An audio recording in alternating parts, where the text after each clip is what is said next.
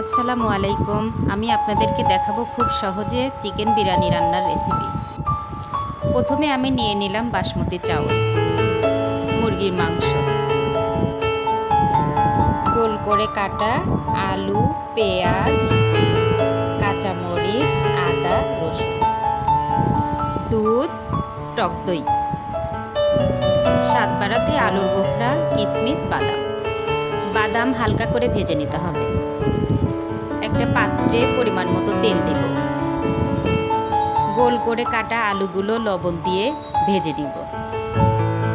আলু যখন লাল হয়ে যাবে তখন উঠিয়ে নিব। তেলের উপরে সামান্য একটু ঘি দিয়ে দিব। তেলের উপরে পেঁয়াজ ছেড়ে দিব।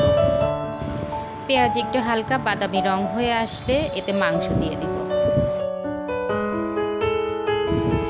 তারপরে রসুন, আদা, কাঁচামরিচ দিয়ে দিব। এভাবে আপনারা আপনাদের নিজেদের পরিমাণ মতো করে আইডিয়া করে দিয়ে দিবেন। একটু নেড়ে চেড়ে তারপরে বিরিয়ানি মশলা দিয়ে দিব। খুব সহজে যাতে রান্না করা যায় আমার ভিডিওগুলো এরকম হবে। আর বিশেষ করে প্রবাসী ভাই ও বোনেদের জন্য আমার এই ভিডিওগুলো থাকবে। এবার টক দই দিয়ে দিব। তারপর পরিমাণ মতো লবণ, তারপরে চাউল দিয়ে দিব। তারপরে সুন্দর করে নেড়ে চেড়ে এখানে কুসুম গরম পানি দিয়েছি আমি। তারপরে ভেজে রাখা আলুগুলো দিয়ে দিব। তারপর দুধ দিয়ে দিব।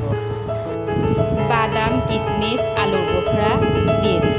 তারপর ঢাকনা দিয়ে ঢেকে কিছু সময় রান্না করব। অল্প আঁচে রান্না করব। আমার বিরিয়ানি কিন্তু খাওয়ার জন্য সম্পূর্ণ রেডি। আপনারা বাসায় এভাবে অসাধারণ একটা চিকেন বিরিয়ানি রান্না করে খেতে